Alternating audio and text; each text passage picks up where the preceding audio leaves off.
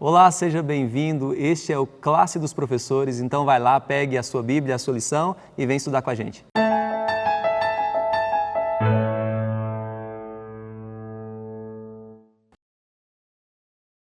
Querido amigo, querida amiga, seja bem-vindo ao programa Classe dos Professores.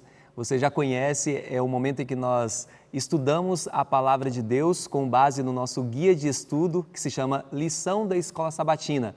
São 13 lições maravilhosas, nós já estudamos 10, estamos na 11ª e ainda tem mais 2 lições e você não pode perder, viu? Porque o conteúdo que vai fechar todo essa maratona de estudo, ele está realmente maravilhoso. Não deixe de estudar a lição das próximas semanas, viu? Obrigado por sua companhia, por estar sempre com a gente, compartilhando essa mensagem. Também participando, fazendo o seu comentário aqui embaixo. Você pode utilizar também para fazer o seu pedido de oração, para você dar um testemunho, tá bom? A gente faz questão de ler cada comentário e nós sempre oramos, viu? Não deixe de falar também de onde você está nos assistindo, isso é muito importante para a gente consegue ter uma noção do alcance que esse projeto está tendo, tá? E é muito bom, por exemplo, poder ter a companhia da Patrícia Gonçalves, é lá de Feira de Santana da Bahia. Assim também como a Viviane do Carmo, de Petrópolis, Rio de Janeiro. E o Elias Ladislau, que nos assiste lá da Igreja Central de Indaiatuba, São Paulo. E aqui vai o nosso abraço, nosso carinho todo especial por vocês, viu? Bom, nós temos aqui a nossa lição, nós já vamos entrar aqui no assunto, mas antes disso eu quero apresentar para você os nossos convidados. Eu tenho comigo aqui do meu lado a Lívia. Ela é membro da Igreja Adventista do Lago Sul, Brasília. Tudo bem, Lívia? Tudo bem, seja bem-vinda. Estar aqui. Do lado da Lívia tem o Dalmo, ele é membro da Igreja Adventista do Lago Sul, Brasília. Dalmo, seja bem-vindo mais uma vez. Obrigado, é um prazer estar aqui compartilhando da palavra e do amor de Deus. Amém. Ali do lado do Dalmo tem o pastor Davi Sabino. Pastor, é sempre uma honra ter o senhor conosco. Alegria. Bom, antes de nós estudarmos a lição, eu quero convidar o pastor a fazer uma oração. Vamos orar. Querido Deus, obrigado pelo privilégio renovado de estudar a Tua Palavra. Envia o Teu Espírito Santo para iluminar nossa mente, a mente daqueles que participam conosco, que a Tua graça nos conduza para os Teus caminhos. Nós oramos em Cristo. Amém. Amém. Bom, o nosso verso para memorizar, ele está lá em Gênesis capítulo 37, versículo 19. E o título da lição, eu já vou falar também logo antes, é José, mestre dos sonhos. O verso é assim, ó: os irmãos de José disseram uns aos outros, lá vem o grande sonhador.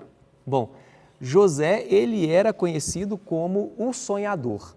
E José, ele é talvez um dos personagens bíblicos mais querido por todos, né? Muitas pessoas gostam de José, do personagem bíblico José.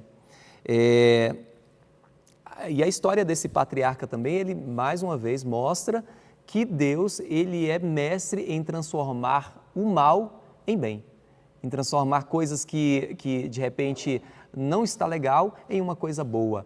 Em uma maldição, ele pode transformar ela também em bênção. Deus é mestre em fazer isso. E, pastor, eu disse que para alguns hoje, José é um dos personagens mais queridos, né, da Bíblia, mas isso não é de hoje, né, pastor? Porque se a gente estudar a história da Bíblia, a gente percebe que dentro da casa de José, parece que ele também era o mais querido, né, pastor? Como é que estava o ambiente ali da casa de Jacó, pastor? Um ambiente complicado, né, Rafael? Parece que todo o problema começou com a preferência de Jacó, o pai, pelo filho José, né? Que era um filho assim, todos nós que somos pais, não é? Aqueles que são, parece um filho assim fácil de ser amado, né? José é um filho querido, obediente, uma pessoa, a gente conhece toda a história de José por tê-la lido na Bíblia.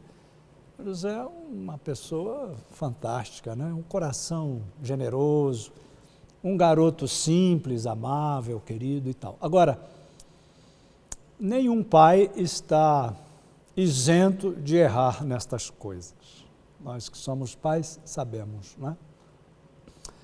E parece que, eu não vou dizer que Jacó errou, porque quem sou eu para julgar a atitude daquele pai, mas a atitude dele criou dificuldades que foram somadas a outras dificuldades. Por exemplo, José era um camarada assim, aparentemente, do ponto de vista da nossa cultura hoje, ele era um rapaz assim, de uma visão simples das coisas. Ele não tinha maldade com o assunto, né? De, por exemplo, ele chegar diante dos irmãos e, revelando seus sonhos, parecer que ele era melhor que eles, ou que seria melhor que eles, no propósito que Deus tinha para a vida dele, né? Então, isso acirrava os ânimos dos irmãos de José e criava uma dificuldade cada vez maior. Agora, ainda teve mais. José, ele, pela sua afeição com o pai, ele trazia relatórios ruins dos irmãos para o pai, aumentando o caldo de dificuldades que aqueles relacionamentos já experimentavam, né? Então, como ele trazia, olha pai, o fulano fez isso, o fulano fez aquilo, foi criando um clima de animosidade. Então, problemas familiares acontecem. E José ainda teve contra a sua relação pacífica com os irmãos, outra atitude de Jacó, que foi Jacó presenteá-lo com aquela linda túnica, né? Aquela linda túnica talar, né, de várias cores. E nós sabemos, aqueles que já estudaram um pouco mais esse assunto, sabem que aquilo poderia significar que Jacó já estava pensando em elevar José ao estado de primogênito, de privilegiado com relação aos demais filhos. Então, esse movimento todo de situações criou um ambiente muito difícil de conflito ao redor de José, que era uma pessoa que realmente passaria a viver situações muito complicadas por causa disso. Agora, você já disse na abertura, Rafael, e outras vezes já foi dito aqui na lição desse trimestre, que Deus é mestre, né, em dirigir situações como estas. Quando quaisquer de nós, ou quando qualquer de nós, entrega a sua vida, entrega o seu coração, sela a sua obediência com Deus, ele pode e tem capacidade de transformar situações de conflito, situações complicadas, em bênçãos para nós. E a vida de José é um constante fazer isso da parte de Deus. Situações complicadas, criadas por outras pessoas e às vezes até por ele mesmo, transformadas em bênçãos para ele e também para a igreja, porque a Bíblia está sempre preocupada com a trajetória da igreja até nascer Jesus Cristo, vindo desta trajetória genealógica da igreja. Certo. E aí, Lívia, nessa história de José, né, dentro de todo esse conflito, né, que o pastor já mostrou que existia ali dentro daquele ambiente familiar, então tem aquela ocasião, né, que os irmãos de José, eles desejam matar José, né? E, por fim, eles decidem então vender José. Mas eu queria te perguntar, o que leva o ser humano a ter esse tipo de comportamento tão maldoso? A palavra é uma só, Rafael, é a desobediência. Uma vez, jovens ainda, a gente estava num acampamento e começou não uma discussão, né? Mas a gente falando sobre vários assuntos e surgiu assim, Deus tem filhos preferidos? Ninguém consegue responder isso assim tão fácil. Deus tem filhos preferidos? Se você perguntar para um pai que tem 10 filhos, para um que tem 2 filhos, para um que tem 5 filhos, fala assim, qual dos seus filhos você prefere? Ele vai falar que não prefere ninguém, que ele ama todos. É porque a gente às vezes confunde a definição e o conceito da palavra preferência para a palavra amor. Eu tenho 2 filhos, eu amo os meus 2 filhos. Mas algum dos 2 tem algo que consegue chegar mais perto de mim, consegue me agradar mais. Um tem um jeito de ser, outro tem outro jeito de ser. O que acho que nem Satanás entendeu no céu quando começou a sua rebelião, e o que os irmãos de José também não entenderam é que eles não eram menos amados do que José. Mas o pai via em José características e escolhas de personalidade e de caráter que faziam José ser mais digno de receber mais.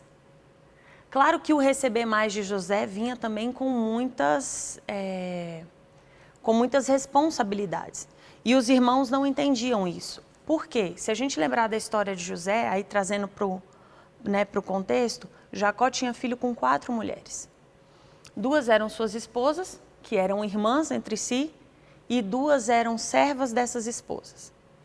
Então, se a gente pensar humanamente aqui, né, do nosso prisma, não deve ser muito bom ser filho de uma serva. Sua mãe já não tem status de esposa, sua mãe já não tem todo o amor e todo o privilégio que uma esposa tem. E você ainda tem que suportar o filho da esposa ser ainda mais preferido do que você, melhor do que você, mais reconhecido por esse pai do que você. Então, o ciúme dos irmãos, olhando pelo prisma humano, é bem fácil de entender, né?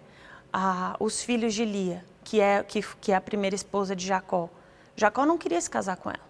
A Bíblia deixa isso bem claro. Ele não queria se casar com ela. Então, tanto é que a própria Bíblia fala, Deus via que Lia era desprezada como esposa e ele fazia dela fecunda e ela dava filho após filho para Jacó. E já Raquel, que era a esposa amada, Deus falou, para você não tem filho não, você já está tendo o suficiente do marido. Então não é uma situação familiar que seja fácil de conciliar. A gente estudou em umas lições passadas em lar disfuncional, né? Um lar disfuncional. Então, eu acho que numa leitura mais rasa, a gente pode ter a impressão de que os patriarcas tiveram famílias perfeitas. E pelo contrário, quando a gente começa a estudar um pouco mais, a gente vê que aquelas famílias tinham inúmeros problemas. E quando a gente se casa e a gente constrói a nossa própria família, a gente aprende que não existe família que não tem problema. Lares enfrentam problemas. Todos os lares enfrentam problemas. A diferença do lar que suporta e que é feliz para o lar que se desfaz e que desiste é apenas é a maneira como você enfrenta. É como você se coloca diante daquela situação. Porque tem casais que, se você for olhar para a vida deles, eles já tiveram muito motivo para desistir? Já tiveram, mas permaneceram. Já a gente conhece, às vezes, tantas outras famílias que teriam tudo para ter tido uma vida feliz e que ficaram pelo meio do caminho. Cada um buscou o seu lado. Então, aqui eu quero só trazer, para finalizar esse comentário, que o ataque a José era uma tragédia anunciada. Era inevitável que em algum momento aquele conflito realmente fosse a vias de fato, fosse uma situação de violência, porque a Bíblia não diz como Jacó lidava com isso no dia a dia, se ele percebia o ciúme dos filhos e fingia que não via, ou se ele percebia e aí sim recriminava os filhos e falava, vocês são filhos maus e José é um filho bom. Claro que isso gerava revolta nos filhos dele. Agora, Jacó era o pai, ele estava vendo a situação macro e os filhos entendiam isso como o quê? Como falta de amor. Mas eu não vejo que José era mais amado, eu vejo que José era simplesmente mais obediente. José, ele ligava mais o seu coração, as suas atitudes ao coração do seu pai. E com isso ele trazia o seu pai naturalmente mais para próximo de si. Se os outros filhos tivessem tido essa atitude também, eles também teriam conseguido mais atenção e mais privilégios desse pai. Eu não vejo como falta de amor, eu vejo como uma coisa muito natural de José ter sido merecedor pela sua obediência a esses privilégios. Aqui, quando a lição fala do ataque que ele sofreu, que primeiramente os irmãos quiseram matá-lo. Eles odiavam tanto José, eles tinham tanto ciúme de José, e nem passou pela cabeça deles, então, ser um filho mais obediente, serem filhos mais obedientes. Eles primeiro tentam matá-lo, né? A ideia inicial era matar José. E aí quem diz, não vamos matá-lo foi Rúben, o primeiro filho de Lia, o primogênito por direito, né? O primogênito presumido, né? Foi o que nasceu primeiro. Então o próprio Rúben, que seria o primeiro mais beneficiado, ele falou, não vamos matá-lo. E eles jogam ele na cisterna e o plano continuou sendo, vamos deixá-lo lá para que ele morra. E aí, de novo, vem a intervenção de um dos filhos de Lia, que é Judá, que é o quarto filho de Lia com Jacó, que ele fala bem assim, está passando esses mercadores aqui? Vamos vendê-lo então como escravo. E aí, Rúben e Judá, sendo, né, os 4 mais velhos, eu vejo já um pouco mais de maturidade neles. Claro que essa maturidade ainda estava imperfeita, eles ainda tinham muitos ciúmes, mas com o passar agora da lição, a gente vai ver que acontecem coisas, principalmente na vida de Judá, e a gente sabe que Jesus é da tribo de Judá, né? Que levam a esse amadurecimento como filho, né? Eu vou pegar esse gancho, então, aí agora que você falou de Judá, porque nesse momento da história, abre-se um parênteses. Abre-se né? um parênteses. José, ele sai do foco, e aí vem falando da história de Judá e Tamar. Dalmo, conta um pouquinho pra gente aí dessa história de Judá e Tamar, o que é possível concluir também dela? Rafael, bem reduzido, você tem a oportunidade de ver essa história lá em Gênesis 38. Eu não vou contar a história aqui não, você tem que ir lá e ler ela. Eu vou contar alguma coisa que a gente vai ter para que você possa compartilhar. O que a gente percebe? Que algumas atitudes em família que causam desavenças. Judá foi pegar uma mulher cananeia e a influência dos cananeus era idólatra. Deus já havia pedido para que isso não acontecesse. A gente viu isso com a história de Abraão escolhendo um filho para Isaac e depois, né, Jacó querendo uma entre as tribos, mas tomando essas atitudes. Agora, Judá foi escolher exatamente quem o pai reprovava e quem o bisavô e o avô reprovavam. Então, as atitudes dele, isso aqui. Nesse inteirinho, nasceram 3 filhos. E ele pegou também, escolheu uma mulher cananeia para se casar com um dos filhos dele, que era o que era o filho primogênito. É interessante que a Bíblia não costuma falar muito isso, mas ele era maldoso e isso está bem claro. Diz que os filhos de Judá eram maldosos e por isso eles foram mortos por Deus. Né? É até pesado o texto lá, porque não falou que foi uma coisa, não, foi por Deus. E então, existia a lei do levirato, né? Que só existia essa lei, Rafael, porque existiu o pecado. Né? Então, o filho que casasse, o filho mais novo teria que assumir a esposa. Nesse inteirinho, Judá resolveu enganar Tamar, né? Porque o primeiro filho de Judá faleceu pela maldade dele, o segundo filho que Judá entregou, Onã, também falece, e aí ele falou, Tamar, vai para tua casa, fica aí com as tuas vestes de viuvez, fica lá na sua família e pronto. O que a gente percebe? Judá já tinha o interesse de não entregar o filho mais novo, Selá, para ela, que era uma questão da lei deles, né? Tinha que entregar Selá. Nesse inteirinho, o que a gente vê na história é que Selá cresce e Judá, ao perder a esposa, né, no momento de luto, tinha passado o luto, vai novamente a Cananéia e sabendo que na cidade, sabendo que ia passar por ali, Tamar soube por outras pessoas que Judá ia passar por aquele local, então ela se veste de prostituta e ele não reconhece e ela pede um sinal para que como pagamento, né? E ela deixa na mão dela isso. Então o que acontece? A gente percebe que Judá estava tentando enganar a Tamar e no entanto ele teve que pagar com aquilo. Tamar fica grávida e vai nascer, e a lição vai trazer isso, que é a única coisa que eu quero que a gente interprete aqui nesse momento, vai nascer de Judá e Tamar Pérez, que vai ser ancestral de Davi. Mais uma vez, Deus conduzindo a história para trazer a esse mundo um Redentor. Pastor, beleza. Vamos retornar agora novamente para a história de Davi. Né? Esse parênteses aí foi muito interessante, para a história de José. Né? José então chega lá no Egito, né? Chega como escravo, e ele não demora muito tempo para ele já subir de cargo, né, pastor? Foi assim na casa de Potifar, na prisão, né? Pastor, qual que era o segredo de José? Pois, interessante, né? Aonde ele ia, ele era querido. Fantástico isso na vida dele, né? Em casa ele era querido, mas era malquisto também, né?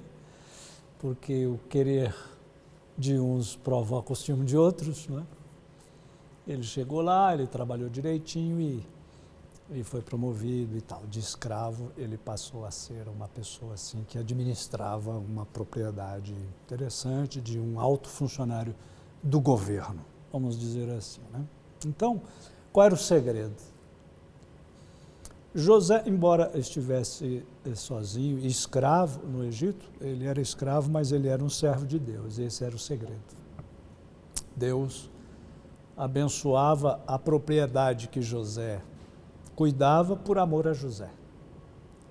Deus abençoava José por amor a ele mesmo, a José. Agora, a história de José, ela, além de nos fortalecer no coração a ideia de que ser servo de Deus, de que ser obediente ao Senhor traz bênçãos para a nossa vida, também a gente não pode deixar de lembrar que às vezes servir a Deus também traz problemas.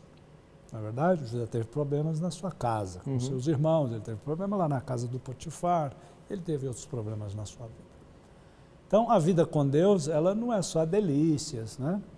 Não é só coisas boas, porque há pessoas com quem nós estamos interagindo que também produzem mal. Agora, o importante na vida de José é que, apesar de ter tido ele muitas coisas a seu favor, o amor do pai, né?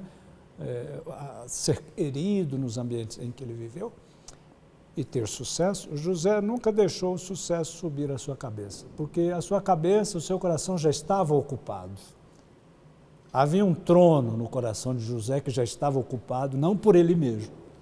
José não sentou no trono da sua própria vida. No trono do coração de José estava Deus, a quem ele servia, e este era o segredo de José. Maravilha. Lívia, a gente chegou então no momento da história aqui onde é o ponto de virada da história de José, né? Conta pra gente então sobre esse momento.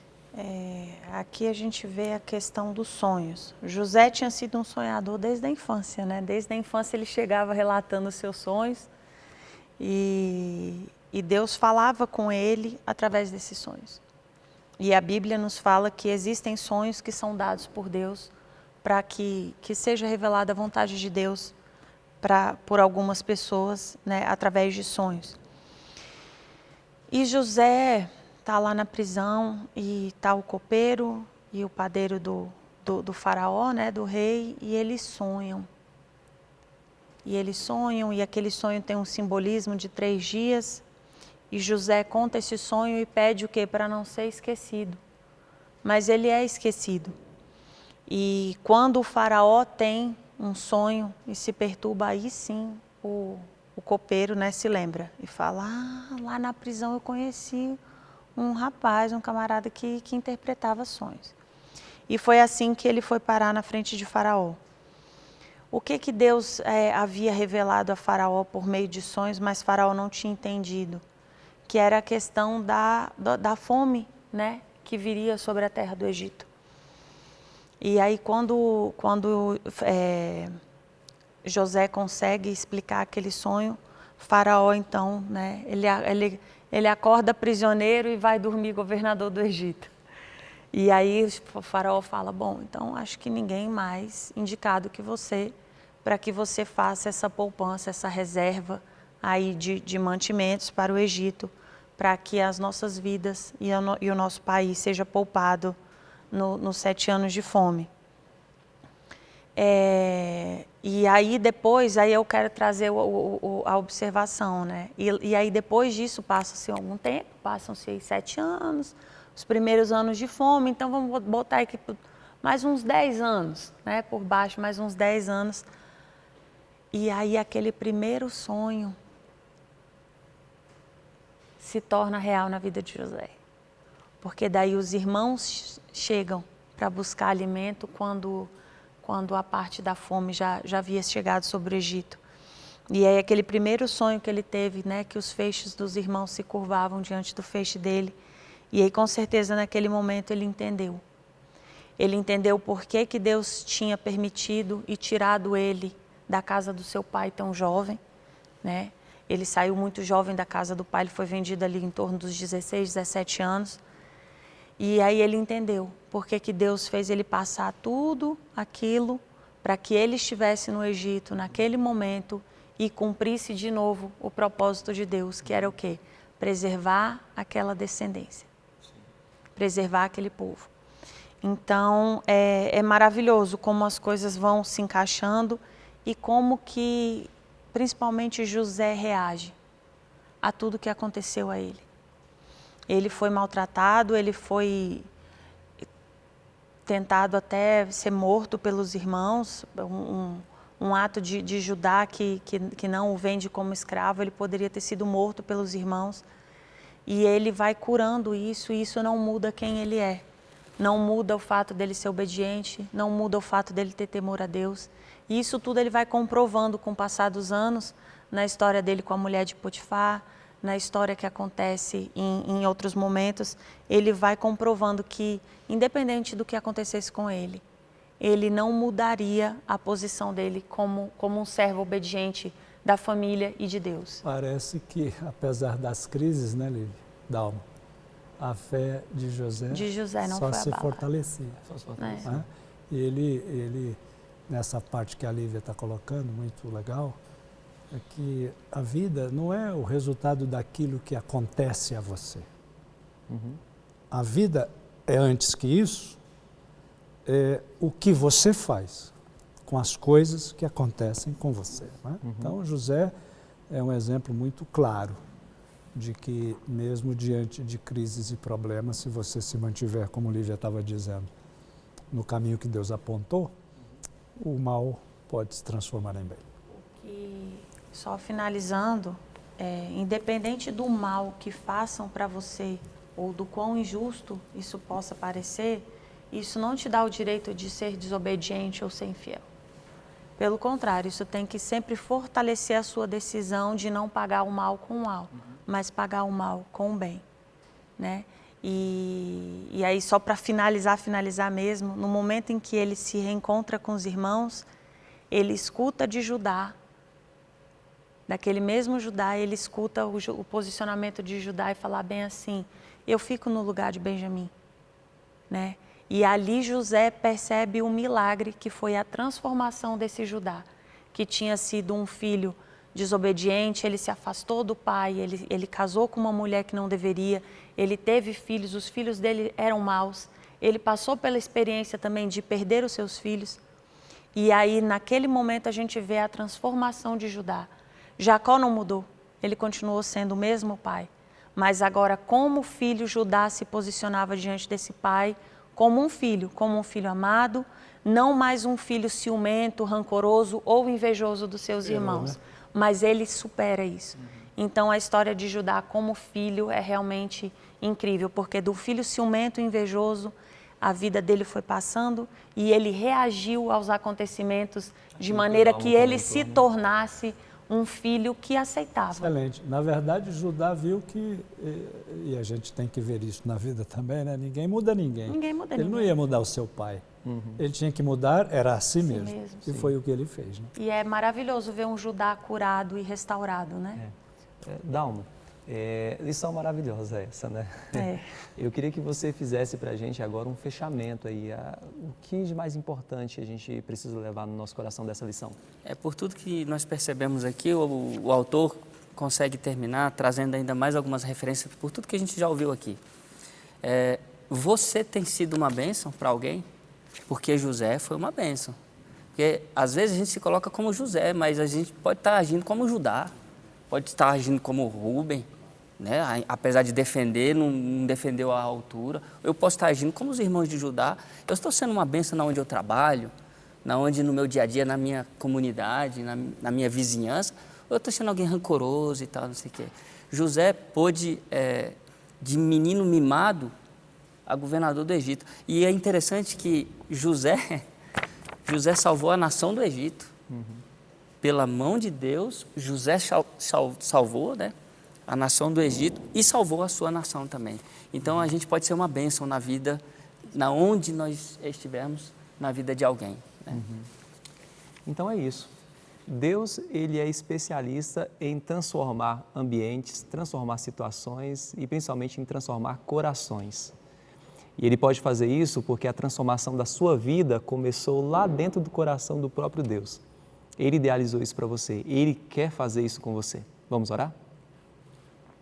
Querido Deus, obrigado, Senhor, por todos os dias falar ao nosso coração. Continue, Senhor, nos abençoando, nos mostrando qual o caminho correto a seguir.